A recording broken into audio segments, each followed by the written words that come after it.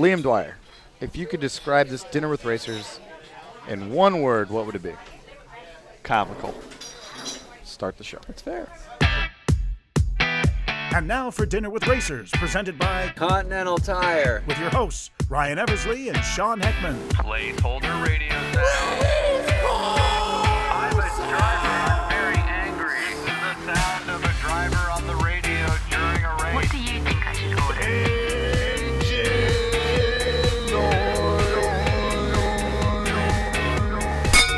Hi, I'm Ryan Eversley. Welcome to Dinner with Racers. And I'm Sean Heckman. I'm also from Dinner with Racers. And let's keep going here. We're so close to being done.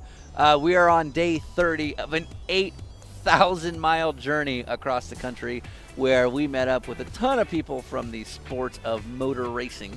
And we had lunches and dinners and breakfasts and all kinds of things across 20 different states. All so that you, the fan, could turn around and say, I don't know, you should have maybe asked this question. All of this, by the way, is courtesy of, first, the lovely vehicle that Acura has provided to Ryan Eversley. By Acura MDX. And, of course, it all was completely made available by Continental Tires. That's right. Gave you some tires, gave us some help on travel, whole bunch of stuff.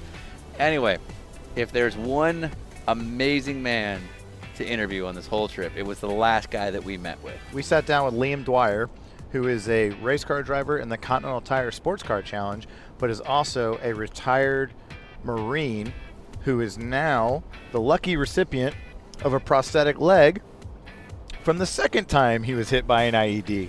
So, to set the stage on Liam. Liam was a staff sergeant in the U.S. Marine Corps, did multiple tours, toured in Iraq, toured in Afghanistan. In one of his tours, he was in a Humvee that struck an IED. Correct. He only suffered minor injuries from that. And then on his most recent tour in Afghanistan, had another encounter with an IED that unfortunately didn't end as well. Had to have his left leg amputated, was rescued from the scene. Very, very touching story. If you don't know much about Liam, we don't really get into the specifics of the incident itself when he was in Afghanistan. There's plenty of information that can be found on that through Google. ESPN did an amazing special about him. What we wanted to showcase in our interview was the personality that is Liam. The thing about Liam that we were really excited to showcase is his sense of humor and the way that he's so down to earth about his situation. He has zero hard feelings about anybody that wants to ask him anything, whether it's leg, racing related, or whatever. And no topic was off the record for us. So, without further ado, we had breakfast with Mr. Dwyer at the Orange Tree in Fort Lauderdale, Florida. I had a cheese omelet and home-style fries. And I had a chicken sandwich. And let's hear from Liam, once again. Courtesy of Continental Tire. All right, we're going to start in 5, 4, 3, 2.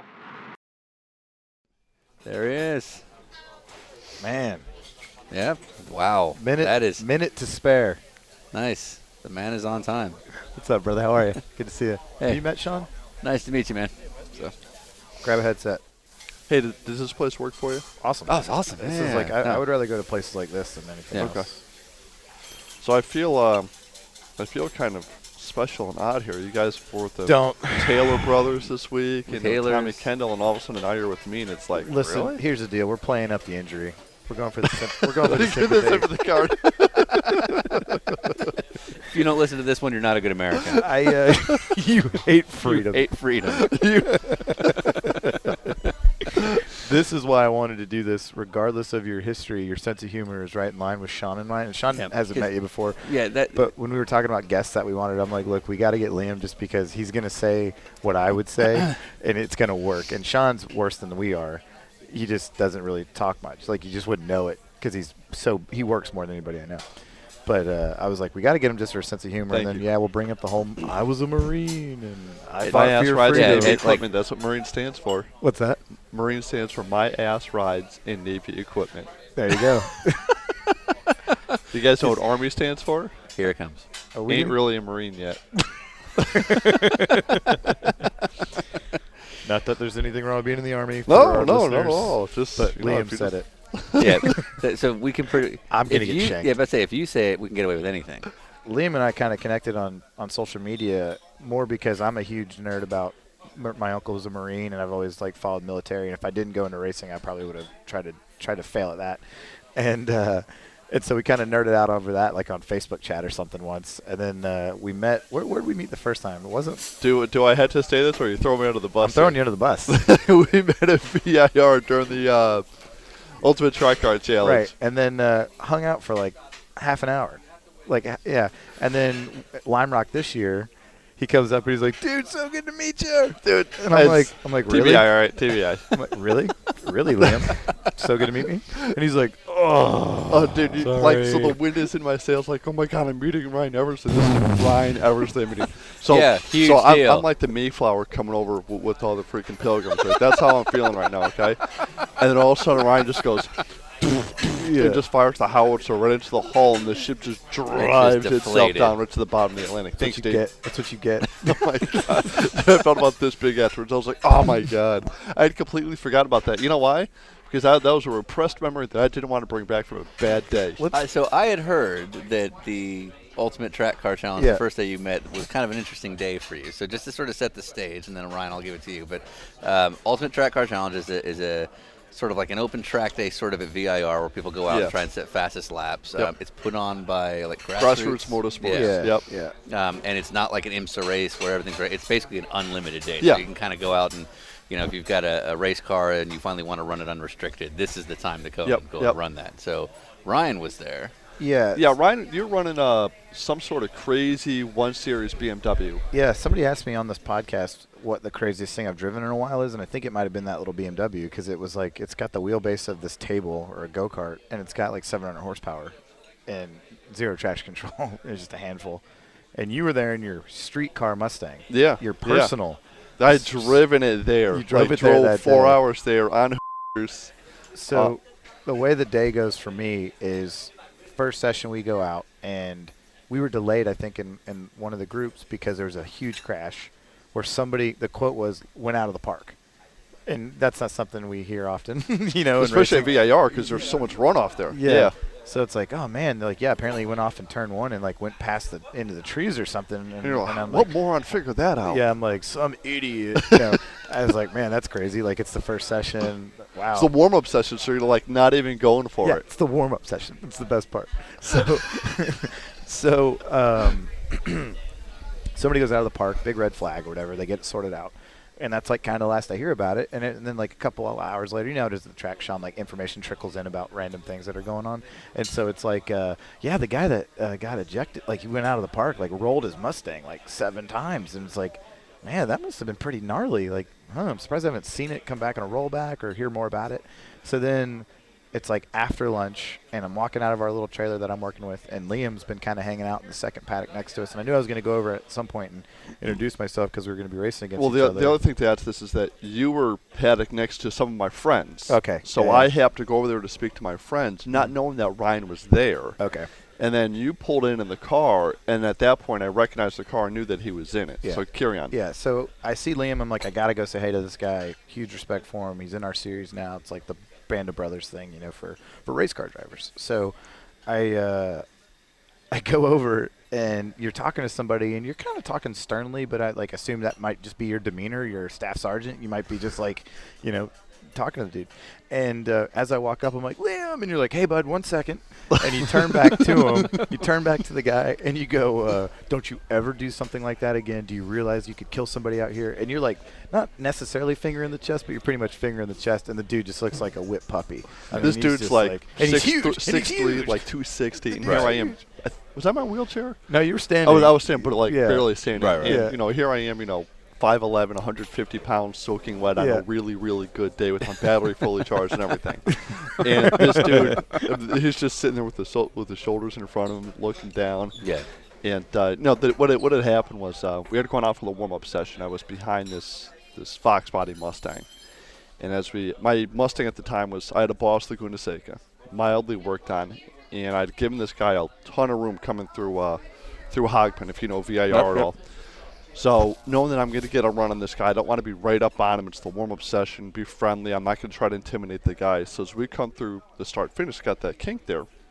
Right, I'm like right on this guy's bumper now, just kind of like being close up, like, hey, I'm here, but I'm just not going to be pressuring you too much. And as we come through start finish, he moves all the way right. And I figured he's either A, got an issue, or B, he's letting me by, or vice versa. So I proceed to go to the left, which is, okay, you don't pass on the left there, but since you moved all the way over there, Jim Taggart's got great video of this. Basically sending you the message, yeah. So I proceeded to go by, and as I accelerate by him, he starts coming back over. Now, my first impression was, okay, he's coming back over to somewhat get back online for turn one there. Right. So I'm keeping an eye on him, and then he keeps coming over, and I'm like, oh, excuse my language, this guy doesn't know I'm here. And I got this new M4, M3 behind me, Jim Taggart in his RSR. Yeah. Not that long ago, IMSA car. Yeah. So, I mean, they're side by side behind us. So if I stop on the brakes here, these guys got nowhere to go. Yeah. So I continue tracking over. I'm like, crap, this guy doesn't see me. Then I get on the brakes, and all of a sudden he just clips my front end, sends me off, and I take out the 5 brake marker. So I'm at 130 at this point. Right, you're flying. And it's grass like that's outside right now. Yeah, it's just all grass. So you hit it's the slightly ice. downhill and just gone. And I had a full-on conversation of like, okay, well, plenty of runoff room here, get it wound down, get it back on track, yanking the e-brake to try to rotate the rear. My pedal's in ice mode. Thank God there's a lot of runoff. Okay, the woods are down there. I won't get that far. Okay, I might hit the woods. Hopefully there's a tire wall. Okay, there's a tire wall. There's no gravel trap. This is going to be a big one. In the first tire wall that you hit, there's nothing behind it. So the tire wall moved, so it flipped. Yeah. So I got up on top of it and went launched up to the moon. I felt like one of the space shuttle astronauts. Right. And then I come back down, and I landed on the passenger side C-pillar, bounced over that wall, launched and went over another tire wall, and there's an access road back there that I never knew existed. Right. Okay, I think I should have had a camping permit for how far back there I went. Right. I should have gotten a fish and game warning because I think I killed a few animals out back there illegally. And I come to, and the car is on its roof, and no roll cage, 3-point seatbelt, no harnesses. He drove it there. Little like AC, satellite radio, insured. I'm going to Pittsburgh that night. Did you land? It was like, hello, sir, it's OnStar. I would have had that had I had a Chevy. So the car stops rolling, and I'm sitting there held up on my seatbelt, and I made the mistake, forgetting that I'm an amputee, of undoing my seatbelt first.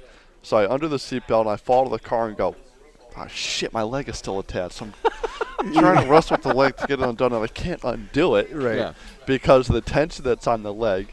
So I pull the pin for the socket, and I get myself out of the car that way. I crawl out from underneath the car, crawl through the window, and I go, wait, I got to go back in and get my leg. So I crawl back in the car, get my leg. So I got one leg sticking out. Remember the movie The Wizard of Oz, and the house comes down in the woods, and you see the leg sticking out? That's what it must have looked like, but with the car, right? But with one leg. So I go back in there, and I get my leg and scoot myself back out, and now I get up on the tire wall there, and I'm kind of looking around like, man, hopefully they know where I'm at because there's no GPS location down here. Yeah. So JJ, one of the head EAV guy, comes down there, and it comes, Liam, are you okay? I'm like, it's all right, JJ, I'm just missing my leg, but we're good. So they get me scooped up. They bring me back. They're like, hey, it's a big wreck. We're going to bring you back to the infield care center. Hey, not a big deal. So I get out of the ambulance, and everybody in the ambulance knows who I am. JJ's there with me, and I get out, and John Felton from Florida region is up there, and I'm good friends with John, and he's up there watching me get walked in, carried in, or whatever. And I came in there, and I'm screaming, my leg, I lost my leg, and I'm holding it, going up and down like I'm in a ton of pain. And the doctors and nurses are in there like, oh my God, the nurses like freak out like, oh my God, what do we do with this guy? Right. And then I came in, they see no blood, and they're like, oh, wait, you're Liam. Oh. Did you pull that a lot? I pulled that at Mazda Raceway when I wrecked there last year. Yeah. So I think I pulled it. I think I've only pulled it those 2 times. Okay. But it's got to be like a big wreck that I'm in. And those are the 2 biggest wrecks I've ever had. Right. Was that the one where you kind of had to shoot up the inside on the infield? Turn 2 or turn 2. Turn 2. So this is my first IMSA race ever that Ryan's talking about. And we don't have to go there. I'll talk about it, man. It's part of the documented. story. And so I'm sitting there, like there's a lot of coverage going on about me, about being the amputee driver that's out there. Yeah, we all knew about it. Yep, everybody It's knew like, about. let's talk more about Liam. Yeah, let's make me famous. Your show. And so our cars suffer from what's called knockback. Yep. When you drive over the curb, okay, you know what it is. So at the To time, explain this. you want me to explain it? Yeah, well, just in case somebody in doesn't case understand. somebody Okay. doesn't know what knockback is on brakes. So we run a street car. The Mazda MX-5. It's right off either the assembly line or the showroom floor. So it's really a street car. It's not a purpose-built race car.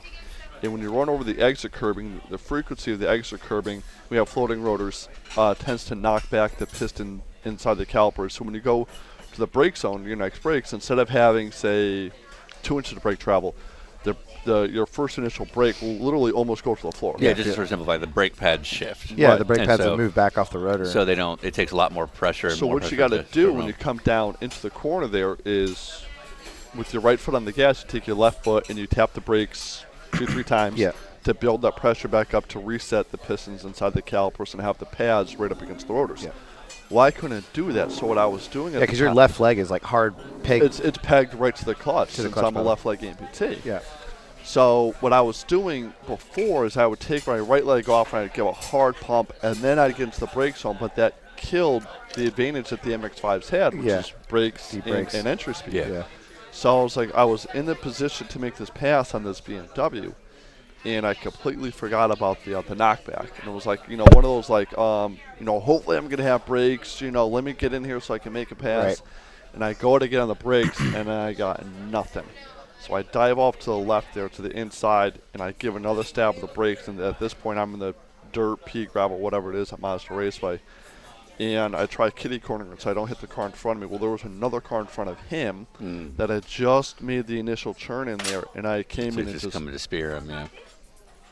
just speared him. And I did it on live TV, so it wasn't like, hey, we're under caution now because of a wreck. Right. Who was announcing at the time? Calvin Fish, Brian Till maybe. or- Probably Till or Varsha. Dorsey Schrader was up there. Oh, okay. So, I'm on live TV, and, even Calvin or Dorsey goes, I think he's got a problem. He's in there super deep. And all of a sudden, bam, I whack into It was a Mitchum car, I think. it was a Mitchum car. Yeah.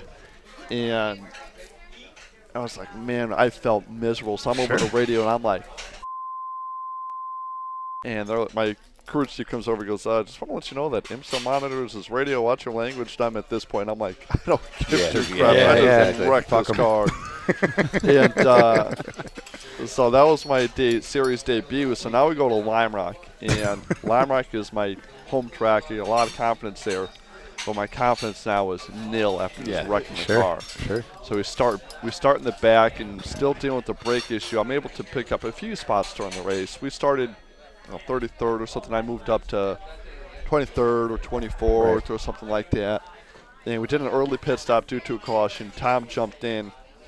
And then when we had another caution on like the 15-minute mark or the hour mark, we came in topped off with fuel. When you guys had to come in and do everything, Yeah. we didn't have a long stop. We just came in topped off. So Right. we went from 25th 25th to 7th or 8th yeah. due to that. And the MX-5s are just phenomenal at Lime Rocks, the Mazda raceways. Yeah. And it became a Mazda show at that point because CJ had two cars up there Yeah. with Chad, Steven, Tyler, and Mark. Yeah. And obviously Tom and myself. And we were able to come out on top, and that's kind of like when all this just Blew up. took off. Yeah. Like you couldn't look at a sports car anything for the next month, and it was just That like, thing about Liam Dwyer. yeah. And this happens with celebrities when they come and race in our series. Yeah. When Dempsey comes or CJ Wilson. Yep. But it doesn't normally happen with the guy who just took his leg off and put it at the end of our table. Yep. And this was one of the first times because as a driver, I don't want to say frustrating, but it's almost just like deflating that maybe the only way I'm going to get some TV time is if I'm next to Patrick Dempsey. Yeah. Yeah. Yeah. But when you won, it blew up for the right reasons, and that was Yeah. cool. The ceiling is leaking. Yeah, it's just, Oh, it's got the condensation. it's been kind of a recurring thing here, yeah. When you won it blew up the Continental Tire Series, and to Mazda's credit, gave them a huge marketing platform with you. And then in your credit, now you get to go race some more. Because you're a story people want to be behind, and you're a good race car driver. You get the deal. You understand. You're respectful, which I think is awesome about you because you came into our series not like, yeah, I got this. You know what I mean? You've always been really charismatic with the way you talk to all the other drivers. You go out of your way to introduce yourself to people instead of other, types of drivers that might come in and feel like, oh, yeah, I'm better than you. I can do this, which we get. We actually got that on this podcast. People that haven't raced were like, I think I could do it. And you're like, wow, do you? That was when I did the test with for Derek. Derek White is being my team owner. He had me go test for him in one of the long road racing spec Miatas at Sebring in January 2014. I came out of that test and, I know when I was fast, but it's kind of like, you're the best basketball player on your middle school team. Right. You don't really know how good you are Very unless, of small course, pond. you're LeBron James that's just light years above everyone. Yeah. So, at the time, I'm doing track days and time trials, and I'm almost always at the very top. And I'm in my street 350Z at the time. And I'm beating Z06s, Vipers, GT3s, you name it. If I'm not beating it, I'm right there with it. And so when I got the test and I almost won the Spec Miata race, I'm like, I think I'm pretty good at this. So I asked Tom, and you know how humble Tom is. Yeah. I said, hey, do I have the talent to go race the Is ST it Tom Series? Long? Tom Long. Yeah, I'm sorry, Tom Long. And Tom gives this definitive oh yeah, you do. And I'm like, oh, okay, I'm gonna go see if I can't find a ride, and hey, could I use you guys as a reference? And then it was 2 or 3 weeks later, John Doonan called me. Talk about Andrew Carbonell as a race car driver. The reason I say that is because he is one of the most Andrew being your teammate. Yeah, his teammate, who I've raced against this kid since 09 or something, and he's one of the best race car drivers I've ever raced against. And it's funny to me, Spencer Pompelli came back to the ST class this year, only having done 2 races ever, and he doesn't know any of you guys, because he's a GT guy. He's single-minded on that, and he hadn't really been in the Continental Series for a while.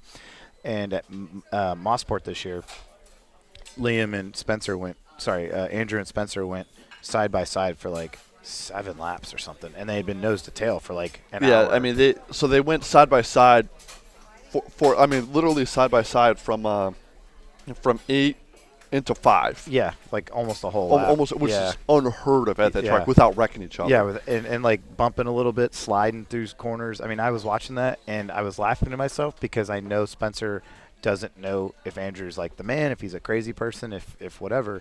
And at most port of all places, you don't want to be That's not the place side to by take side a with risk somebody else either. crazy. Yeah. And as soon as the race ended, I went over to Spence because I was giving him a ride to the airport, and I'm like, "Do you know Andrew at all?" And he's like, "No." I'm like, "That guy's the man. Racing with him like that is awesome." And he's like, "Yeah, I didn't know if he was gonna wreck me or if he was gonna be cool." And I'm like, "No. That guy is as good as they come." Pisses me off that he's not in a prototype or in a GT car because he's one of the best guys I've ever raced against. But This year with kind of the limelight of the amount of attention that I get. In my opinion, I get the attention for the wrong reasons. I don't get it for being a race car driver. but you get it for the right reasons, for being, a hero. Let's say I'm going to interrupt that for a second, and we'll finish the story. But there is sometimes a guy like Dempsey shows up, and there's a little bit of angst from some of the drivers, there's some Hollywood a-hole that shows up. Yeah. And he's not an a-hole, but he's a good guy. But debatable. I'll say it. Yeah, whatever. He's but fine. I have never ever gotten that sense from the kind of the notoriety you've gotten. I don't think there's a soul in the Yeah. paddock who's like, oh, that guy. Well, it no, just doesn't there happen. are those people, Are but they? but they're not because of just because he's kind of a dick sometimes. Oh, that's I fine. can be a dick. I'll get in your face over something. Yeah. The one guy that is actually like that is the guy he yelled at VIR that Yeah. day. Yeah, Exactly. yeah. That guy's a dick. Yeah, no. When you were in the, I thought about this. It's when do I say it? When you were in the hospital at VIR or with the medical center, yeah. and they're like, oh, my leg, and they realize what you're doing. Did you then say, oh, I'm just pulling my leg? I think I did. It would probably be something along the lines that I would say. You feel good about yourself, Sean? I feel or great about something like, hey, myself. we got to throw another red flag. There's debris on the track. Oh, it's just a leg. Don't worry about it. No, I'll get it. Have you drank out of that thing? I have. I got pictures on my phone. So I was drinking at Lime Rock this year after we didn't get the showing that we wanted. Yeah. Then I was at a function this year for Mazda of all things. John Doonan's there, the VP of Mazda North America operations. Not John Doonan, but John Doonan's big boss for North America. We're at a function for giving away some Mazda cars. They're giving away a mortgage-free home to some Wounded wow. Warriors. Cool. Yeah. And so I went over to the table with the Wounded Warriors there, and they had me there, being the Wounded Warrior race car driver Yeah, stuff. yeah. And we passed around my sake. We were drinking out of it to kind of like Yes. break the mold. And people are like, you really do that? Oh, yeah. Yeah. So when you come down here next time, we're going out drinking, buddy. Yeah, absolutely. We're I'll gonna drink have out of some a leg. parties on I'll this drink out of right a leg all day. No problem. So with this leg here, the design of it, it almost looks like you shotgun the beer. Yeah. So it's pretty cool. This is like a perfect So it spout. fits. I think this thing, I haven't filled it up to the brim yet, but I'm pretty sure it could fit a 6-pack inside. Hell yeah, Yeah. it can. Can you smuggle things in that, or is it like all the way compressed down once it's on? No. Got us really good coffee. This is the best Colombian coffee I've ever had. 10-4. On that note, how much does that thing cost? It's got to be some stupid number, right? I'll let you take a guess. An arm and a leg. Actually, just the leg. Actually, Just the leg. Just the leg. Let's take a gander at it. What do you think it is? It's probably something in like the $30,000 range. I see. Well, there's I'll cars. let you feel that. See, oh my God, dude! Feel heavy. Let's This thing see. is like that's a legit. That weighs more than my leg. Oh wow, that is. Yeah. Yeah. All right. So you're off So, by I was a like- comma, or you're off by a 0. Holy, Holy. By about 120 to 130. nice. And that's all. Who covers that? The government, the That's military. awesome. Damn yeah. right they do. Yeah. we I'm- do. Yeah. We do. As a as Hey, American I still pay taxpayer. my taxes. Yeah, as Yeah. a country.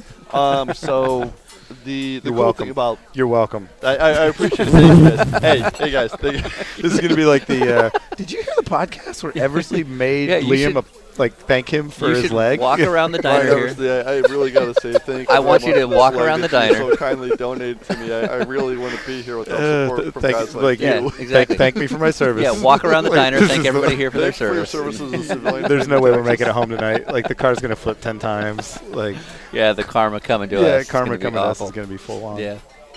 So the cool thing with the leg here is, this thing is it's biomechanical.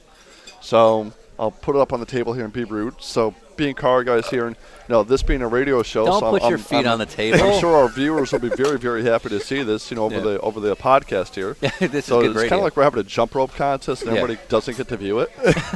And Ryan, you're actually quite lucky because you have the perfect face for radio. Yeah. Now, Well, do you my mom normally- says so. that's a Puma, So I the got foot. the Puma shoe that on your here. So choice? I wear the Pumas because they're a little bit flatter. and they're comfortable.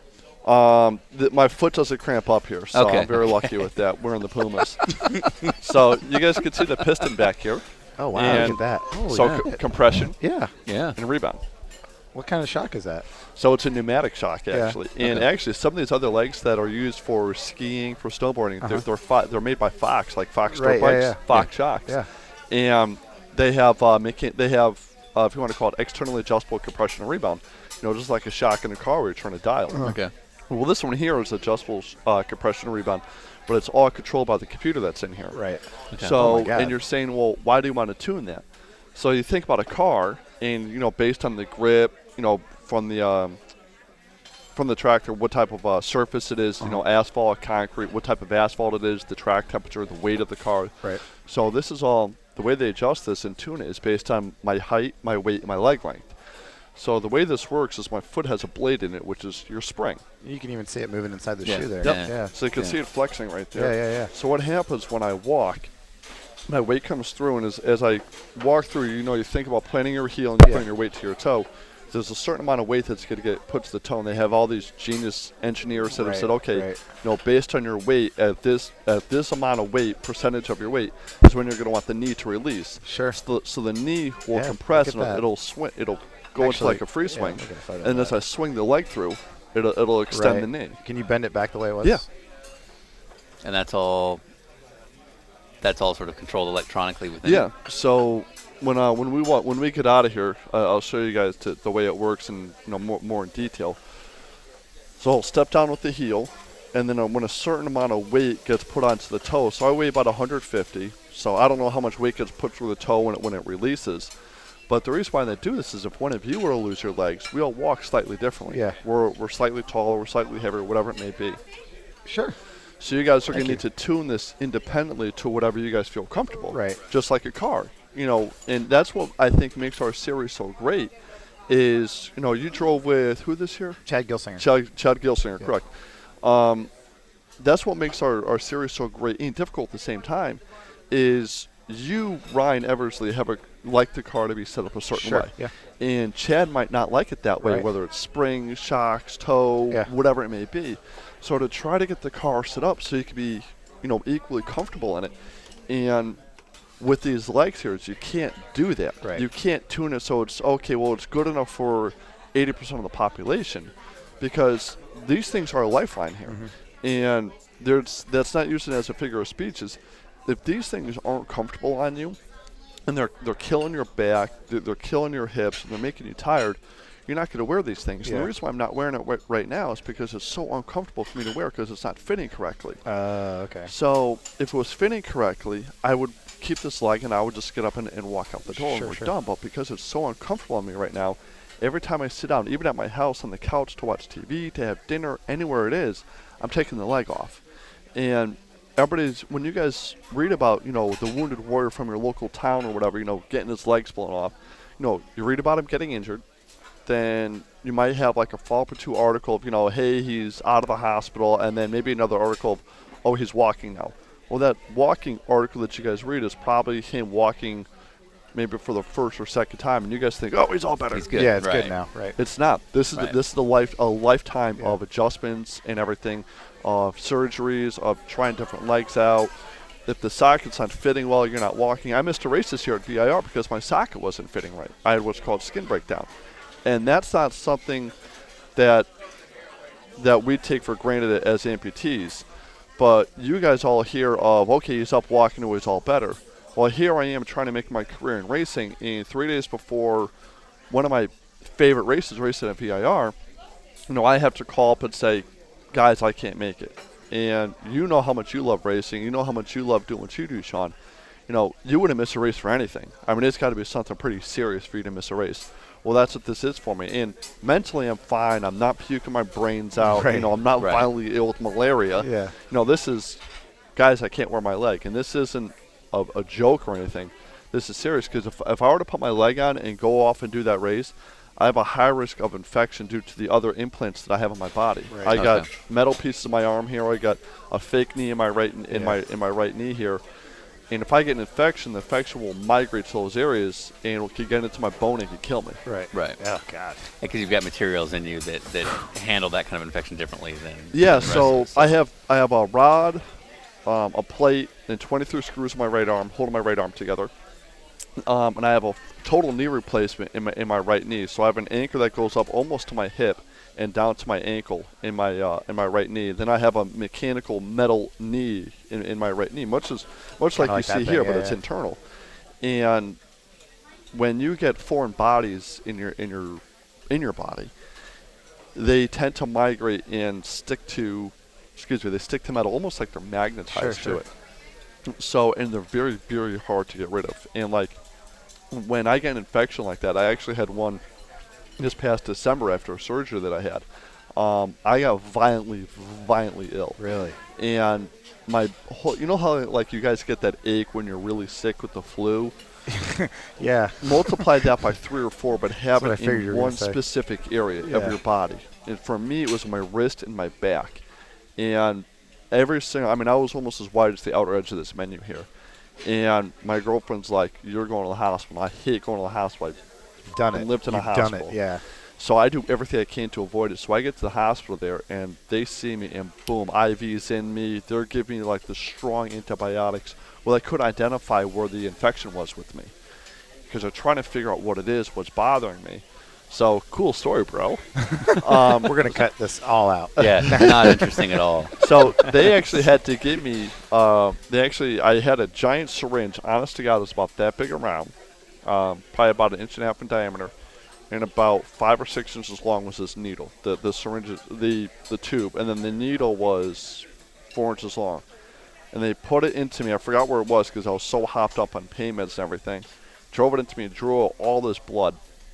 And they inserted a radioactive isotope into my blood and then put in a centrifuge so that That's a totally normal thing. you guys don't do this once a week? Yeah, when I get a headache, I do the same thing. Yeah. So they re-injected it into me, so now I have radioactivity in me. And what this does is somehow or other these guys that say, oh, hey, there was something that dropped out of the chicken, I want to eat it. They're the ones that say, oh, we're going to put a radioactive isotope in your blood and re-inject it into you, find out what happens. Just see what Yeah, I'll volunteer to do that, right? So the whole premise of this is that white blood cells, God bless you. Thank you.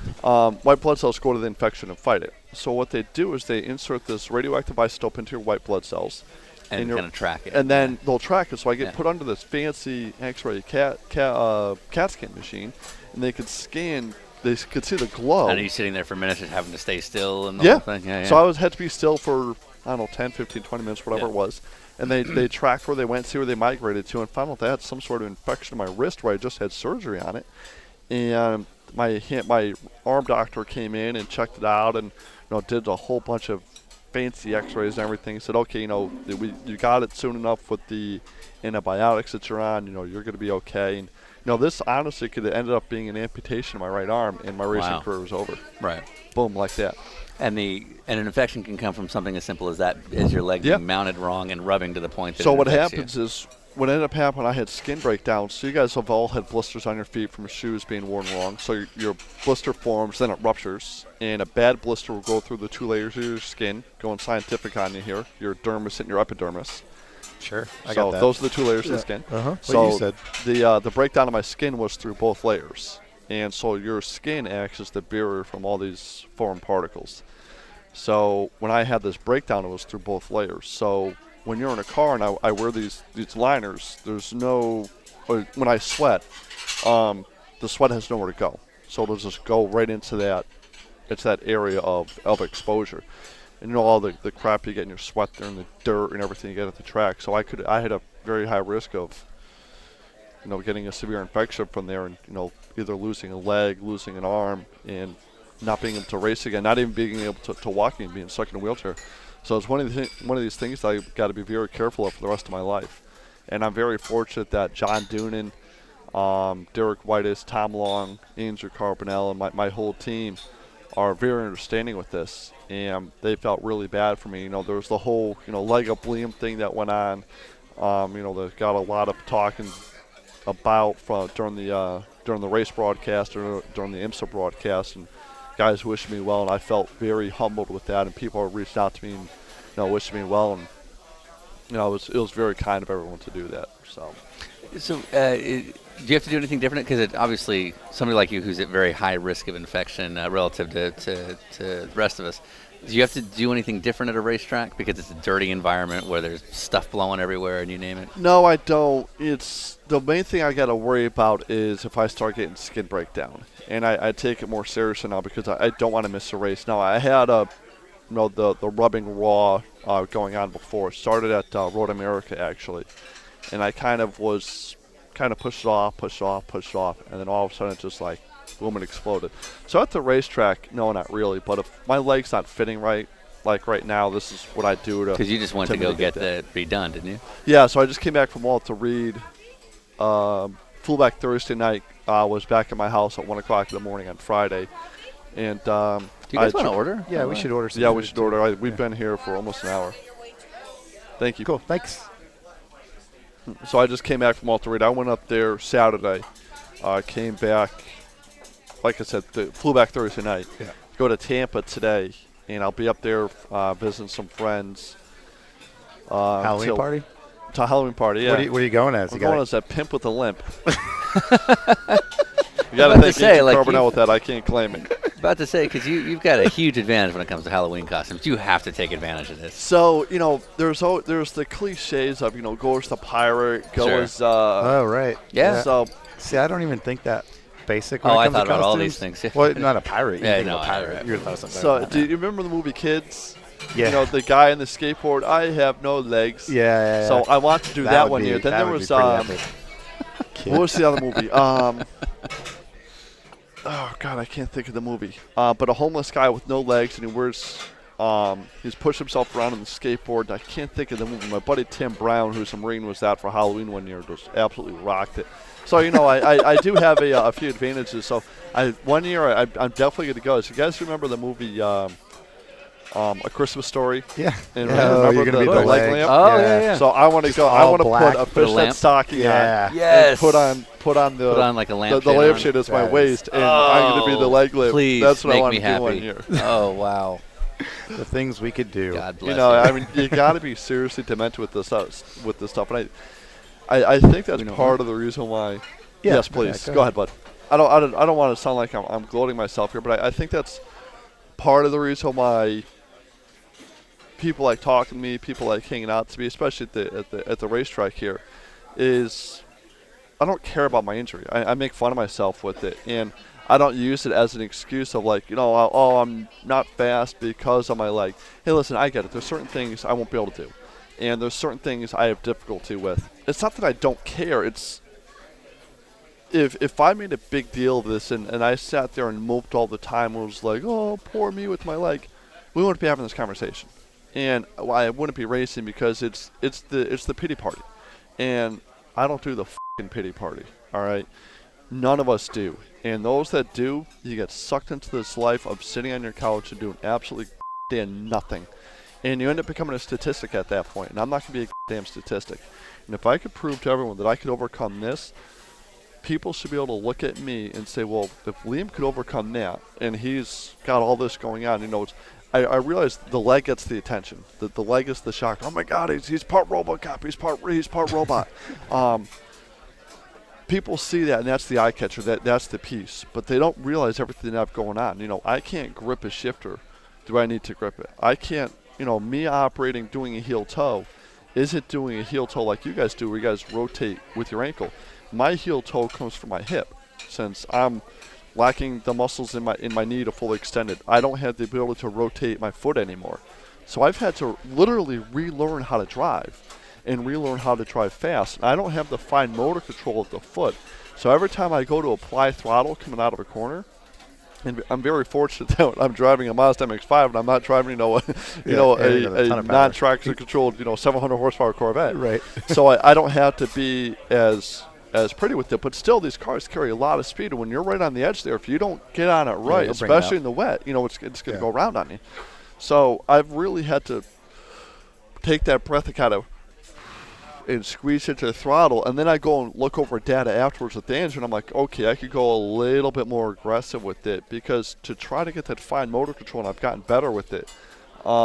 It's taken me a while to relearn it. And when I had Stephen McAleer come up to me after COTA, after a practice session or something like that, he comes up to me, and even Chad said something. He goes, your car control from the beginning of the year till now is immensely better. Like, you are really sliding this car around, and we're having more of a difficult time of keeping up with you now. That was like like a feather in the cap type of deal for me to see other drivers. The guy that won the championship. Exactly. Yeah. Come up to me and say something. And then even Chad said something to me after the Road Atlanta race, and Steven said something to him over the radio after the first 5 laps of, Chad, you're gonna have to pick up the pace, man. You're not pulling away from Liam. And that was like, that's what you're doing this for. Yeah, I mean, that's the limit, like the level that you're trying to achieve. They're definitely the carrot for me. Right. They really are.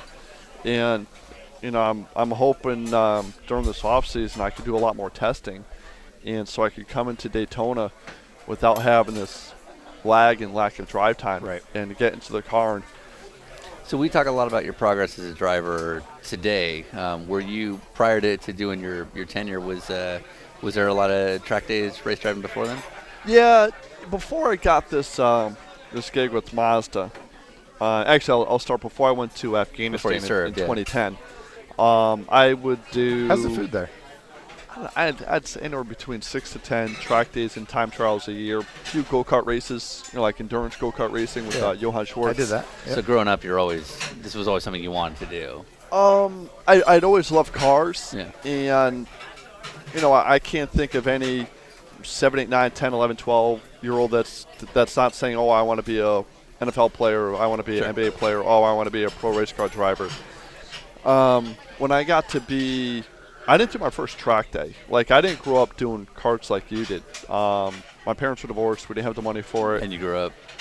Where'd you grow up? I grew up in Connecticut. Okay. So I grew up about an hour away from Lime Rock. I mean, I went to Lime Rock and watched P.J. Jones set the all-time lap record there on the Camel GTP cars. I remember watching them flip over the uphill, coming over the uphill at 130 miles an hour, whatever it was, and just sailing off there. So I've always had an affiliation for cars. I loved them. And every time we did like go-karts on, our vacation, I can remember going to Ocean City and they had the slick tracks down there. Yeah. And, you had to be 12, 13 years old to do this, and I'm 8 years old, and I would lie through the teeth about my age. Yeah. Hey, boy, how are you? I'm 12 years old, sir. Yeah. What's your birthday? July 1st, 1977. All right. Yeah. So I'd get out there, and I would just mop the floor with people, and I had no, driving experience. It's not like I came up from go-karts. And people would come off the track like, kid, you're good. Where'd you learn how to drive? I don't know. I just drive really good. And so my father got a Mustang GT when I was a freshman in high school. We started doing track days with it, and I had an automotives class in my high school, and I started doing that. And so we'd bring the car there, and I did all the mods to the car. I put in the shocks, the springs, the sway bars, the subframe connectors, the cage, the brakes. Well, that's how I learned to work on cars. Here we are just getting involved in track days, and it's like, okay, the track goes right here, and the track goes left here, and what's a line, and what's your brake points. Little redneck engineering. Exactly. Yeah. So that's how I learned about it, and I wish I got more involved with that in my 20s, but I was in the Marine Corps at the time then. So I really didn't get fully immersed into cars until I went to Japan in 2001, and I bought a third-gen RX-7. Nice. $2,500 over Japan. What? Yeah. So I started drifting at that point. Did mountain drifting, or what we call toge racing. Was it just like in Tokyo Drift? Where you're out with your buddies and you're one-handing with a hot girl on the right side having a casual conversation? We had a few hot girls out there with us, but they were driving their what and this we is when you call were the in Hachiroku. USMC. And this is when you were in USMC. You were doing a tour in Japan? So okay. This is a movie. Yeah, I'm pretty sure this is. I've seen this movie. Or it's Fast and Furious Tokyo Drift. Yeah, right. Yeah. So Tokyo Drift obviously kind of blows it up a little bit, but we would literally drift on these mountain road That passes actually happens. at night at 1, 2 o'clock in the morning. Right. That's exactly like the movie. And isn't the guy there because his dad's in the military? Yeah. Yes. Well, he got arrested with his drug dealing mom over in California. Did you write this movie? Yeah. Did you? I was the subscript. Yeah. Okay. Was Paul Walker nice? Did you ever get to meet him at any point? No, that movie had poor man's Paul Walker. Well, no, I'm just saying. I'm sure yeah. he was used in all of them. Yeah, fair enough. So I came back from there, and some of the money I had saved, I went to the Skip Arbor 3-day racing school. Okay. And heard of it? We've heard of it. at some track in Connecticut, Limerick. Yep. Limerick. Yeah. And the I had some instructors there, and we had actually in my class we had some Conti drivers. Yeah. At the time I forgot who they were. So they put lap times on me. Not unbeknownst to me, and here I am. I'm doing 59-second laps at Lime Rock in this car. Right. And I come back and. Phil Lombardi at the time was the instructor. Goes and Bruce McInnes. Yep. Comes up to me, goes, "How much racing have you done?" I'm like, just autocrossing. You need to get involved in racing. I'm like, "Well, how good am I?" He goes, "You're running the lap times that the instructors do." And I'm like, "Cool." And he goes, "You're faster than everybody else here."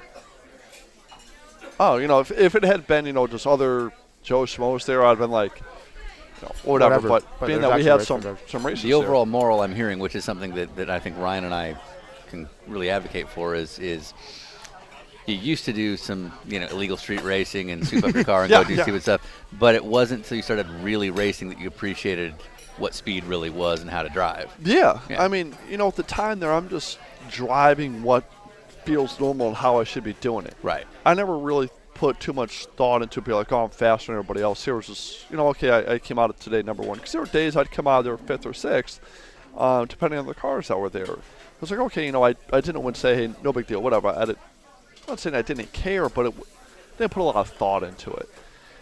And when I came back, actually the joke was when we went to Afghanistan, I was actually just reading over this journal that I kept there, and we had gone through a what do you call it? An advanced lifesaver course over there, CLS. course. A combat lifesaver course. And Yeah, we do that too. Yeah, I the know you training guys we do. went on before our podcast. Right. Yeah, That's what we did earlier this morning. so it's kind of a slightly advanced form of, you want to call it like CPR, because the injuries that we're going to sustain over there are going to be they're going to be traumatic and, And they're going to be life-threatening. The idea blood. being that when you're on site and something goes really bad, that we know everybody exactly can what do to do to try to try and minimize the stabilize bleeding it, right yeah, away yeah, or sure, slow yeah. up the bleeding. And I joked with the corpsman that we had, their corpsman being our medic. I said, listen, I'm going to step on a bomb, and it's just going to be the way it is, all right? Your job is to make sure I only lose my left leg. Because if I lose my left leg, and I said this in my journal, I can still operate a clutch. Not realizing that, you could lose it up at the hip or have a pelvectomy. But if I lose my left leg, I can still operate the gas or brake with my right foot, and I'll be good. So 6 months later, I step on a bomb and lose my left leg. And so I was reading that the other day, and I'm like, wow, I actually really did say that. This isn't just some, story that I told to try to make myself sound cool. I actually did say that to my foreman. And, sure enough, I lost my left leg, and sure enough, I'm driving. But never did I ever imagine it would get to this level. If you had said to me, So next time you should be like, so just in case I run into Sofia Vergara, Yeah.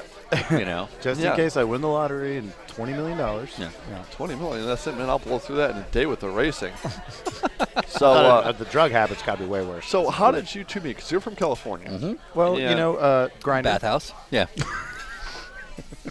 Well, our jokes are the same. Hey, It's I really missed that. I sad. had food in my mouth. I was chewing really loudly in the microphone. Yeah, the first project we worked on was actually with Lee Davis. It was very similar position as you because I had a minor fracture on my right leg, and I had to do like 6 weeks on crutches. So Oh, it sounds was miserable. pretty much the same thing. But despite that, I still Yeah, was actually, videotaping. it really is. So, But you know. your leg grew back. So Yeah, no. Now I'm walking normally, and this no residual this issues. physique you have is simply laziness. There's actually a crazy story how he broke his leg. He got hit by a kid in a go-kart. Yeah. At a go-kart When I race was that he filming. was filming. Yeah. It was like not pro, but like a real No, it was a go-kart, real not deal, just like yeah. some dude in a neighborhood. Like this kid, does he have a stuck throttle or something, or is just No, an 2 idiot? guys tangled, and that was that. Yeah, and so Sean's like looking the other way, and he gets hit by a racing go-kart at like 70 Yeah. miles an hour or something, like goes flying through the air. No wonder why they have spotters for the photographers at the No, racetrack. that's Yeah. the thing. That's where I was standing. Damn it! Because I remember there was like another photographer who was like he didn't know me at all, so he didn't know I'd done a lot of pro racing, so he just thought I was some amateur from Indiana with a video camera. Right. And he's like, "Yeah, man, that's why you gotta stick to the." Yeah, I stood right there. You know? And he's like, "Oh, okay." But I remember when I was flying through the air. I, honest to God, You were like, this must be what stepping on an IED is like. And you landed. I honest to God, as I was midair, was wondering what just got taken off because it was a really big hit. Yeah. But it but came out pretty good. yeah, it actually was a long time. But on that note, like, do you read these people like, oh my God, I can barely walk today because I've got a minor stress fracture? Do you read that and just go, F you? So actually, no, I don't. Okay. Liar. No, I'll tell you why. Pain is relative. And what I mean by that is there are some people that will go through their life. We'll just say, I don't want to say elementary years, but your childhood years. And some kids will never break a bone, never sprain an ankle. So if the worst thing that you know of is, falling off your bike and, smacking your shoulder, your dome on the ground or whatever, that's what you know is a 10 of 10 pain. Okay? That's the most painful thing you've ever experienced. But when you break a very hard bone to break, your femur, your clavicle, your humerus, something like that, those are, I don't want to say legitimately painful as if like what you experienced wasn't painful, but it's on a different level of pain. And I've sprained. I think we did something ligament-wise in my right knee, like 6th grade, playing football, just like at recess, and never got it, X-rayed or anything like that, or MRI'd. But I can remember just feeling a pop in the back of my knee and just having this terrible pain. Now knowing what I know now about injuries, I'm sure it was ACL, MCL, PCL, whatever it might have been, slight tear or something like that. So pain is all relative, and I've been through some what I consider painful things before, but this pain was on a whole new level for me. Yeah, I'd imagine. I mean, I Yeah. can't imagine, actually. It's Yeah, you say that, but so Yeah, when what do I people know? come in and say, oh my God, I can't believe, you're able to deal with this. It's not that I'm able to deal with it. It's one of those things that you just get acclimated to. Well, I assume you sort of have no choice, so you just deal You with really it. don't. So Yeah. it's either live and deal with it, or live it, or just suffer with it. And Yeah. I don't want to suffer with it.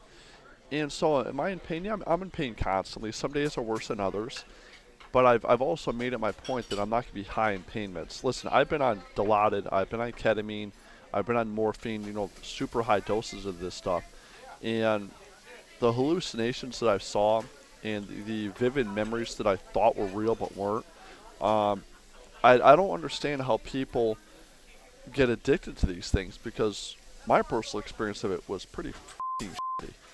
And I legitimately thought my mom was paying for the Navy SEALs to kidnap me and to drop me over the Chesapeake Bay to be eaten by alligators and sharks. right. Seriously, Like, it was that a was legitimate, was like, real this thought. is I had. actually happening. And Let I me refused go. to see my mom in the hospital for 2 or 3 days. Refused to see her. And so I'm in the ICU. I'm on every single pump that you can imagine. If you guys ever watched the Sports Center 30 for 30 or something. 30 for 30 Yeah. or whatever it was that they did on me, there's a 45-second piece of someone videoing me in the hospital, and I'm either out of it or just coming to, and you can see all the crap that's on me. I literally can't move. I have what do they call it? A thing that goes in your mouth that goes into your lungs to breathe for me, because I had a collapsed lung. I wasn't trached. They didn't trach me. They put the tube down, so I couldn't speak. I couldn't breathe on my own. I couldn't move any of my limbs. So I'm sitting there like this, and the only thing I could do is blink. And it was just an absolutely horrible experience. And here I am thinking I'm getting kidnapped by the Navy SEALs, and the thought in my mind is my mom is paying to get them away from me. So I couldn't even communicate with my mom afterwards. And I explained this to my nurse that I had, a day or two later, and the guy's name was Cody. He was the nicest guy in the world, and here I am, for 5 or 10 minutes explaining the story to him, and he didn't interrupt me. He listened to me, and after my whole story, he goes, "Liam, I was here with you the whole night. You weren't kidnapped. I was here with you, taking care of you. Your mom didn't try kidnapping you. You were having a hallucination, and here I am. You don't know what I went through. Right. I'm crying, right? No, you're like, you're in on it. No, Yeah. no, I thought he was in it, exactly.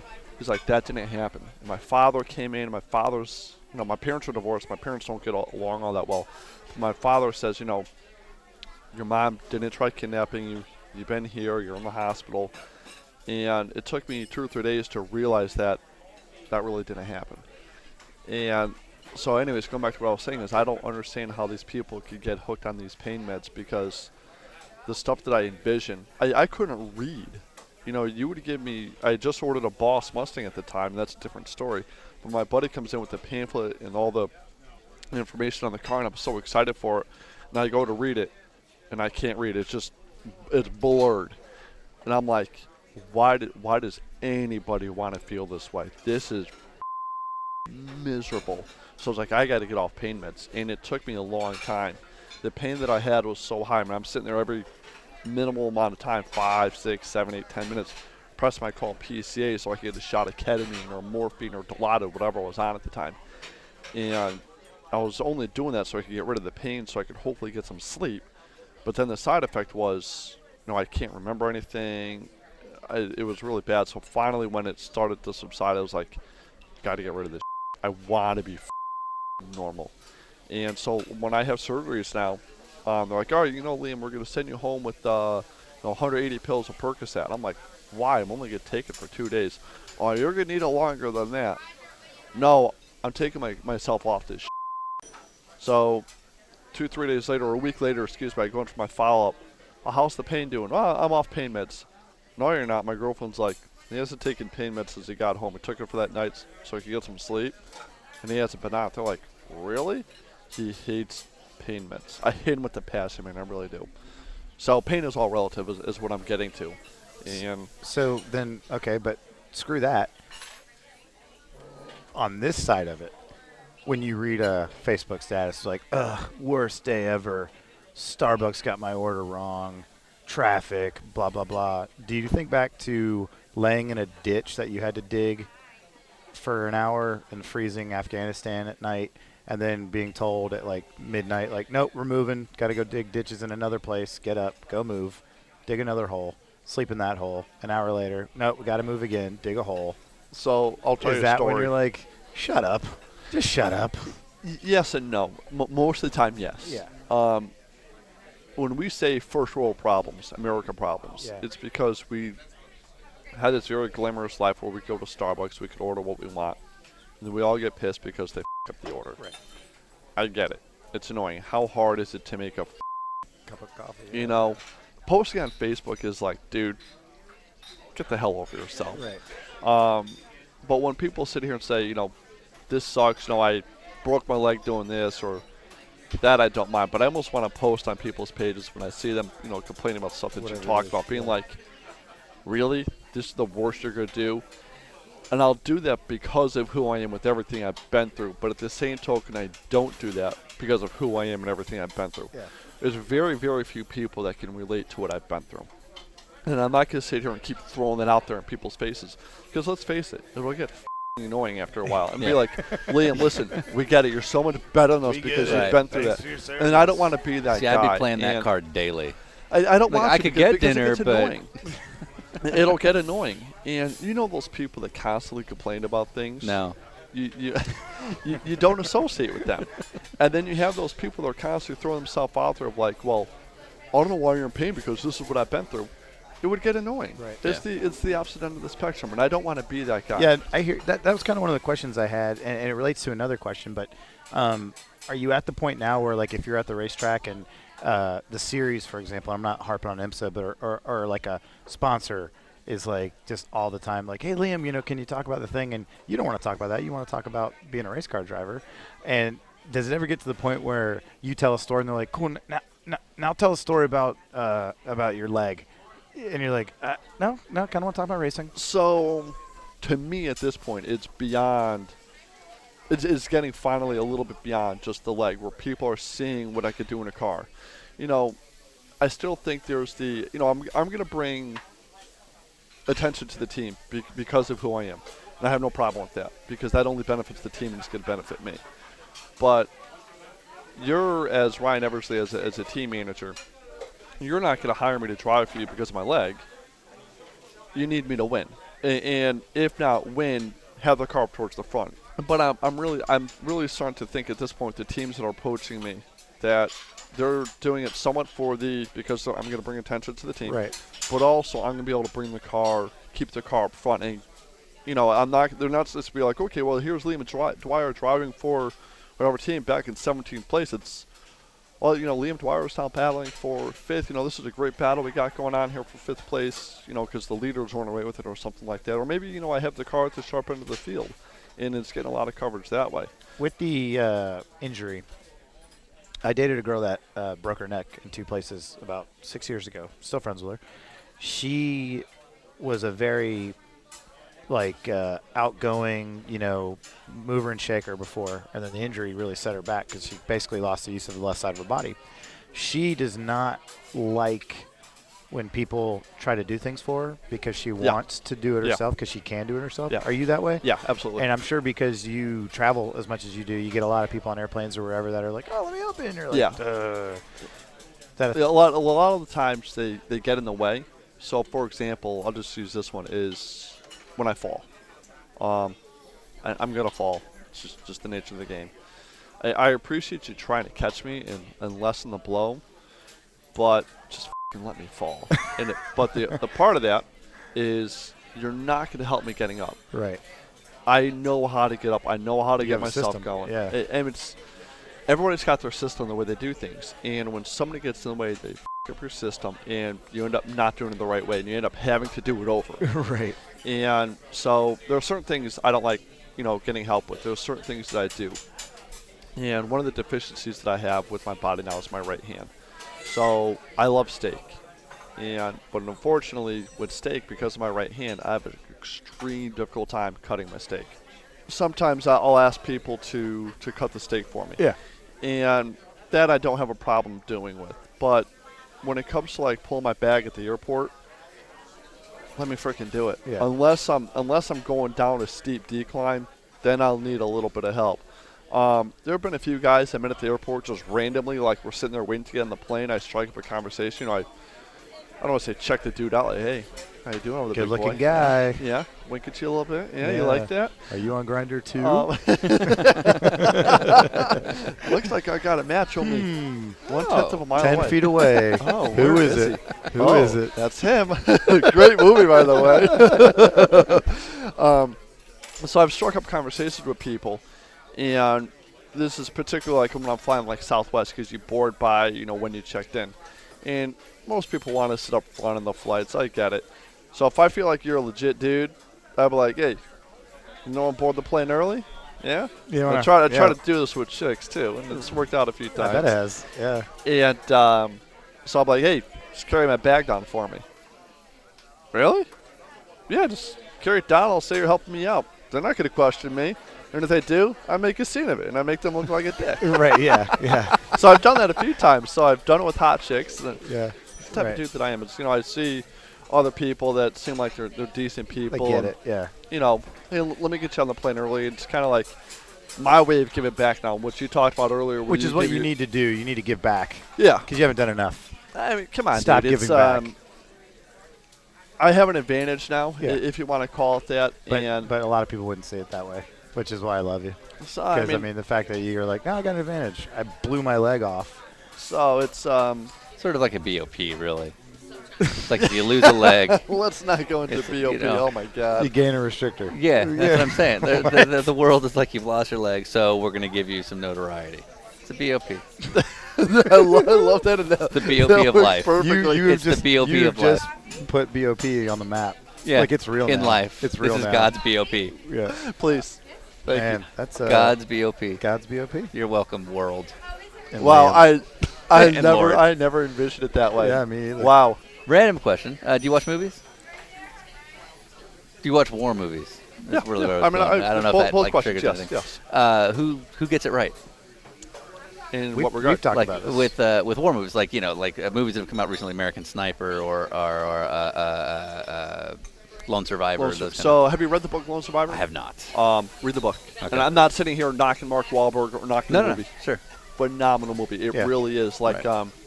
the amount of detail that they put into that movie to make it seem legit, or to make it seem real, was very, very close to the book. American Sniper, Bradley Cooper. Yeah. Thought Chris did a Kyle. phenomenal job acting. I think Clint Eastwood did a phenomenal job directing or producing the movie. directed. What I didn't like about American Sniper is they made it seem like that he just kept deploying, would only deploy just to go off and get that other sniper. Yeah. Yeah. That's not the way it works. Yeah, he's just going to do his right. job. He went where the Navy sent him. Right. And if that sniper happened to be there, he happened to be there. On top of that, when he did get the sniper, he kept deploying afterwards. Yeah, yeah. And on top of that, when he went to the VA and got involved with doing the shooting thing with the guys, it wasn't like he went there once and was like, "Oh, I get it." No, it was multiple visits and saying, "Okay, what do I get to do?" So, in that regard, the movie didn't depict that correctly. There were certain things that I got right. And I'll just put this relation in there. When in the other movie, Lone Survivor, Yeah. when they're in the firefight there, and you could see like the dust kicking up where the rounds are impacting really Yeah. close to them. Taliban can't shoot worse. Is that They true? can't. Okay. They're like the stormtroopers of the modern Yeah, era. exactly. Okay? That's they can't hit true. shit. I thought that too when I watched that scene because they're like getting shots in really close and it's really accurate. And I'm like, everything I've ever read, because I read a ton of this stuff, is that like you guys are generally like laughing at them No. in the middle of a firefight because you're like, really? We are Yeah, seriously. yeah. So Is that training? Like, is that weaponry? absolutely. What is Like, that? So first off, the AK-47 is not as accurate as the M4. The AK-47 being a 7.62 round, and usually firing at a slightly higher velocity, but it's a bigger round, so Yeah. it's not as accurate over a longer distance. But when it hits you, it does a little bit more damage. Right. Just it's the difference between getting hit with a semi-truck or getting hit with a Mazda Miata. Yeah. Okay? Are they both going to get still sucked gonna get getting hit at 30 miles an hour by them? Yes, but let's face it, which one's probably going to do more damage? Yeah. Okay? The Miata. Are you driving the Miata? Yeah. Yeah. Yeah, Yeah, it's gonna do I'm some going to make sure damage. that hits you Yeah. in the weak spot. But, you see in that movie where the rounds are impacting really close Yeah. but not hitting them. You're like, that's just a movie that's, they're trying to blow it up a little bit, right? The bad guys never get shot or the good guys never get shot. One of the very first firefights that I was in, we got what's called caught in a toilet bowl ambush. So we have these buildings to our left and our right, these compounds. They don't have buildings like we have, they're mud huts. So we're walking down in between these mud huts, and the Taliban had set up an ambush where they had the higher ground on both sides and in front of us. So it's kind of like a toilet bowl, so U-shape. And on top of that, they're above us. So now they're not firing directly across, shooting at themselves and us. They're shooting down. So we're getting fired on from both sides. And I can remember seeing the muzzle flashes. You guys ever shoot weapons before? Oh, So when you fire a weapon, if you fire it at night, you can see the flames shoot out a little bit. That's the explosion taking place there. It's just like a car. Like an exhaust. Yeah, that's exactly what you're saying. So I could see the muzzle flashes of this guy shooting at me. And on top of that, I could see the rounds impacting like right in front of me. Ryan, when I say right in front of me, I'm talking like 1/4 of the distance between me to you right now. We're 3 feet away from each other. Easy, yeah. So they're impacting right in front of me, right beside me. And rounds, when they pass by you, bullets are traveling faster than the speed of sound. And when rounds are within 6, 7, 8 feet of you, they have this snap, and it's the round breaking the sound barrier when it goes near you. But when rounds, it's a snap, almost like you're snapping a belt. Yeah. Okay. Yeah. But when rounds are super close to you, I'm talking within inches of you, they have a zipping noise, zip, zip. And I can remember looking at this and seeing the rounds impact me, seeing the muzzle flashes, and hearing the rounds go by me, and I'm like, this dude is legit trying to kill me. So I can remember being like, this feels like I'm in a f***ing movie. Yeah. Like, really? This actually happens? And then here's the crazy part of being like, okay. But this is your life. I mean, Now, like, this dude's legitimately trying to kill me. I'm going to kill this motherfucker. Right. I'm going to kill this dude before he kills me. Right. It's me All right? versus you now. You know? Yeah. So, and he's in a covered, concealed position. He's elevated. He's firing what's called from a murder hole, or he's not firing from a murder hole, but he's on top of this building, so he's firing down. He's got a ledge that he's firing from. Yeah. And I can remember placing accurate rounds, like getting my scope on him, and like just firing off. At first when I'm in the firefight, boom, boom, boom, boom, boom, I'm racking off rounds, and I'm like, all right, I got to Settle. calm down, Yeah. take that breathing. Meanwhile, I'm getting shot at, and then being like, okay, let me fire off more accurate rounds. And then as I fired off more accurate rounds, his rate of fire slowed down. Sure. And I was like, okay, now if I really want to get this guy, I got to stand up and run under a field of bullets that are firing at me and get to a better position so I could fire at him better, have more accurate fire. And so that's what I did. I got up at the body and we ran while other guys laid down suppressive fire. We located, closed with, and destroyed the enemy. Right. And we were able to break contact in, I don't know, like 30 minutes, whatever. But going back to the movie is when you see these firefights in the movie now, I'm so critical the way war movies are and how they're filming it. So I thought Lone Survivor got it done more accurately than American Sniper. Yeah. And I'm not knocking that movie because it was a phenomenal movie. But you also have to take the context of the story of Lone Survivor is focusing on one incident. That one patrol that they were on and this one thing that happened. Right. And you're got to compress this down to a 2 hour movie. yeah. Where American Sniper is the course of, His life. 8-10 years. Yeah. And now you got to And you got to compress find this a down to through 2 line hours. that can do it, yeah. So I know it sounds like I'm being critical of the movie, and I am, but take the context of it. It's just use this for example of, we'll just use me for that matter with my racing. We talked about earlier about my story getting blown up because of that win on Memorial Day weekend. Right. You can make the movie of me racing, crashing out at Mazda Raceway. That's the low point of the movie. And then the next thing is now it's the build-up of going to Lime Rock, and the climax is winning at Lime Rock. And that's your movie, okay? But now you go into the full season of what we had this year of, the climax is going to be Road Atlanta. You can't go into details what happened at Daytona, what happened at Sebring. So which one's going to be more accurate?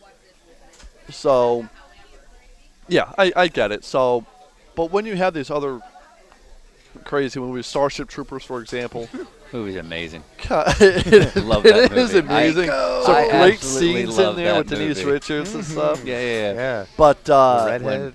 No, but like, because there's the one scene when what's his name? I can't remember the guy who plays like the old grizzled Like sergeant. Dread or whatever. Yeah, I think I know. Is this where they? When he gives away how he's gonna die early on. Oh, He's no. like, if one of those bugs gets me, I expect you to shoot me. I'm like, well, that's gonna show up in an hour. Yeah. And, No. My favorite part of that movie is when they go to that outward base and they find the first body that has been has the Oh, brain yeah. sucked out of it. and he's got his hands inside the dude's skull and he looks at the camera really slow and he goes, "They sucked his brains out." And I was like, "Yeah, this is a terrible movie." This is awesome. Yeah. No, awesome. In a good way. Go on. Yeah, In a yeah. good way. I They mean, sucked it's his funny how brains we out. judge You're movies like that. Holy shit. That's so terrible.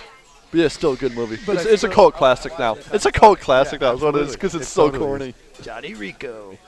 What about Generation Kill? You're a big fan of that? We are not. Never watched it.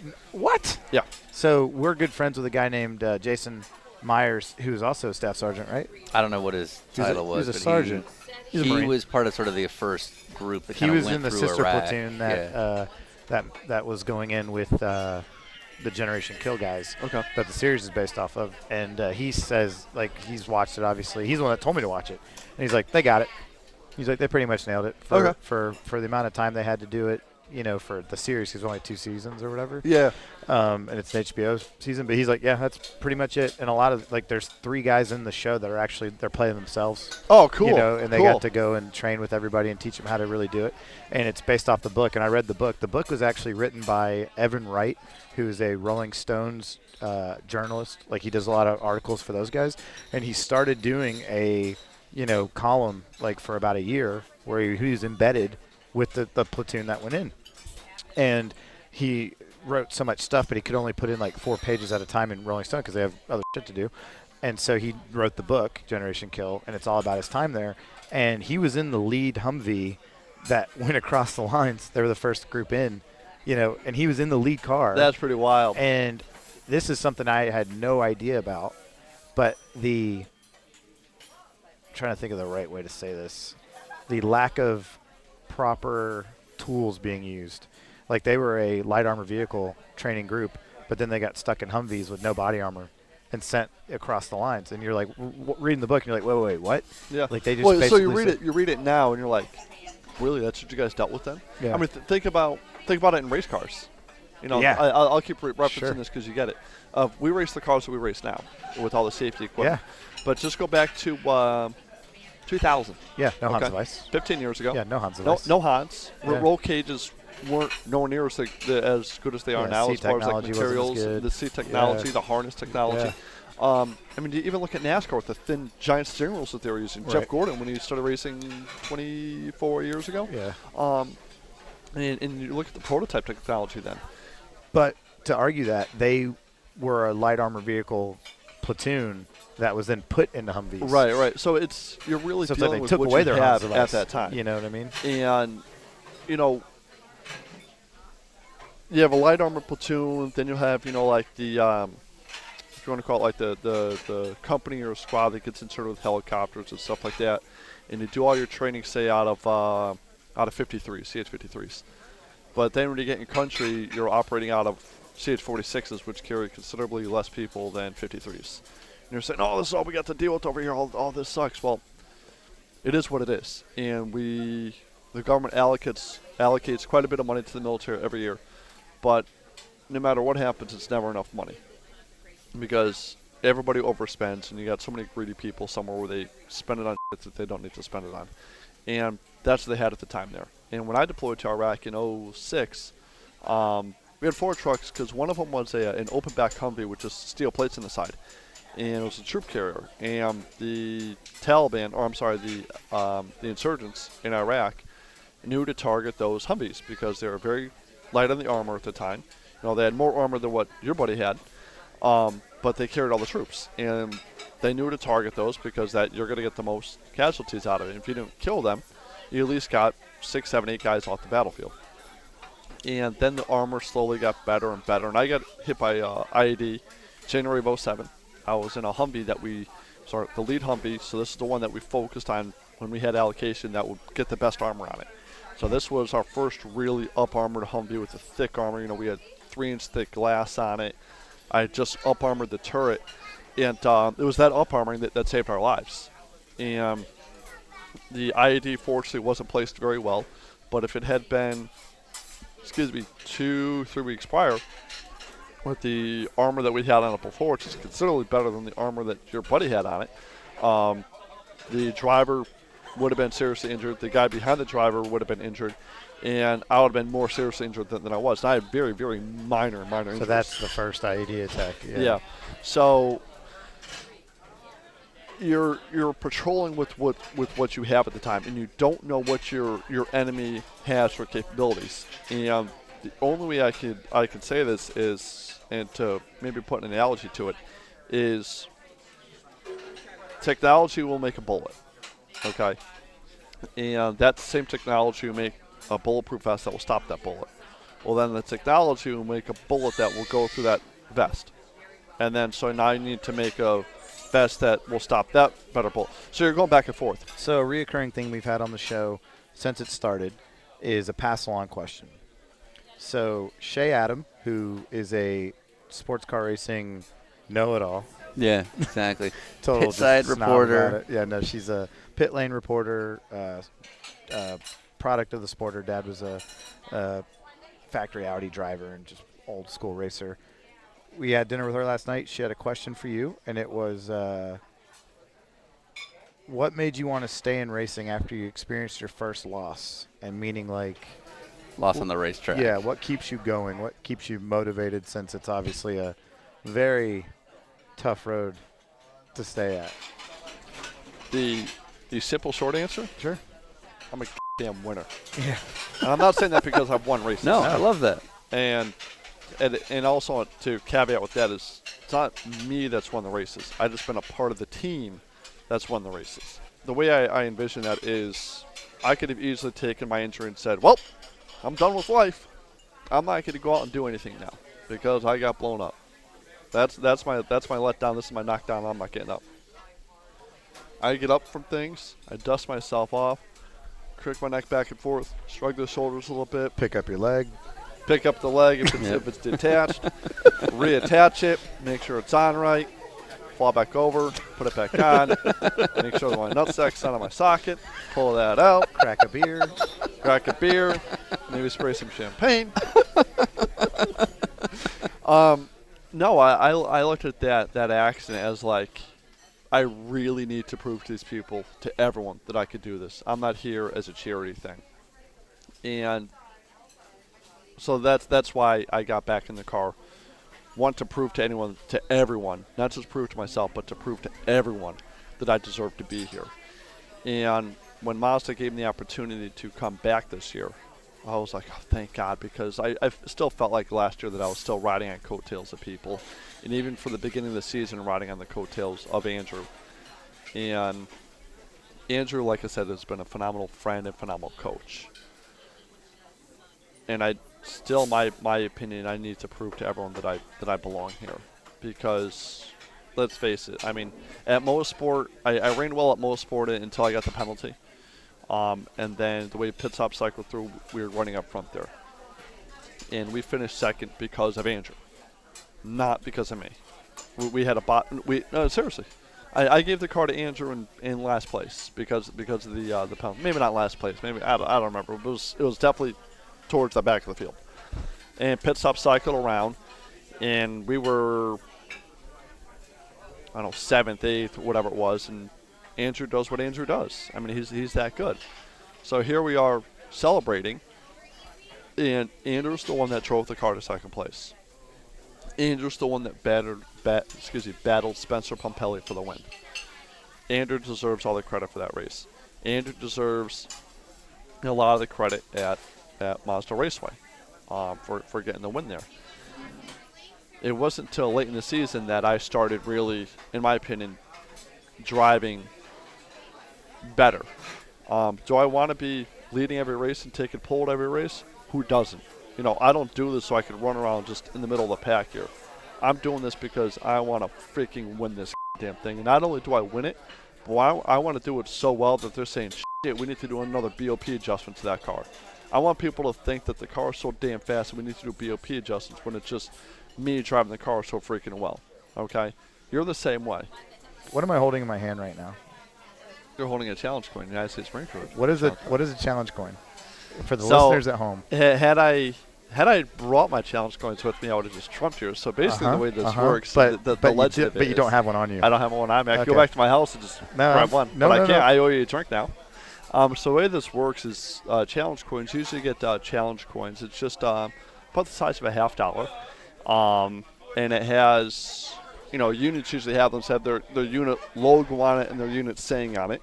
And the one that Ryan particularly has here is a Marine Corps challenge coin from HMX 464, the Condors, which is an airlift command. 464, that's got about a Lejeune?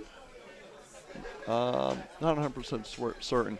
But anyways, the heavy lift command, so that's going to be Ospreys and 53s and maybe 46s. That's the type of aircraft they're going to fly. So Ryan has this coin here, and I was supposed to bring out my coin to show him that I have a coin here as well. Whoever has the most junior coin has to buy the round of beers. Right. And I don't have a coin on me, Right. so Ryan automatically trumps me.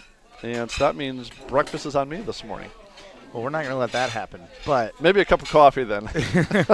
Or the next time we get together, I either A, have to remember to bring mine, but I do owe you a round of beers. you owe now. me a round of beers. So I got this coin from Major Tim Anderson, who's a helicopter pilot, and you just kind of you're like, I know that name. Major Tim Anderson is Derek White's brother-in-law, Yep, and he's I a taught. 53 pilot. That's right, and I taught his 3-day school at Skip Barber. The last year I worked at Panos. I worked at Panos. Panos got bought by Skip Barber, and the last year I did it. Major Tim came through, and I hit it off with him right away. We started talking about military stuff, and he didn't even mention the Derek White's connection, and he knew already. And so I'm just nerding out. I'm like, tell me more about helicopters, you know, and all the stuff he'd been through, and he was so cool. And then halfway through the second day, he's like, hey, you want to get dinner tonight? I'm like, yeah, sure. You staying nearby the track? He's like, yeah, my brother-in-law, Derek, said you'd be a good guy to get a beer with. And I'm like, who? He's like, Derek White's. I'm like, dude, like, that's my, like, I race against that guy all the time. And so at the end of the school, he gave me I was call-out coin or a challenge coin. Challenge coin. And then why would he give me this? So that's like a permanent handshake going on right there. Right. As a huge thank you Right. for everything that you've done. And it's a huge token of his appreciation for everything that you've done there.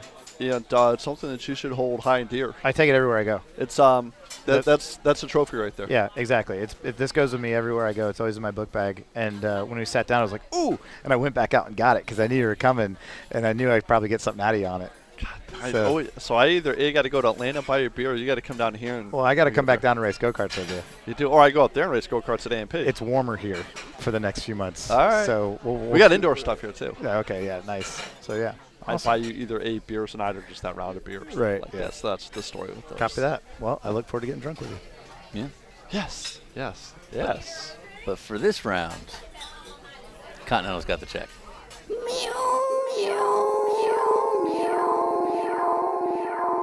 I'm finished. All right.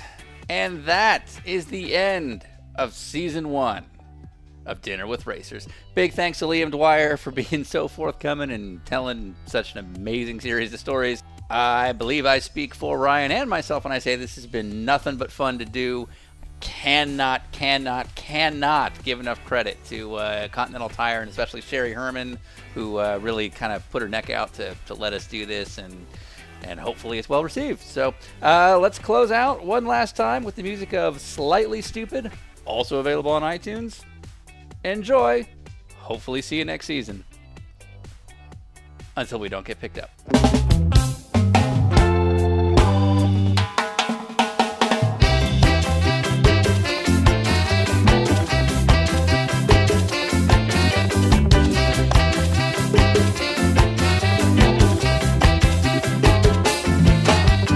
Hold it down when the fire gets higher. Hold it down when the pressure is on. Hold it down, you got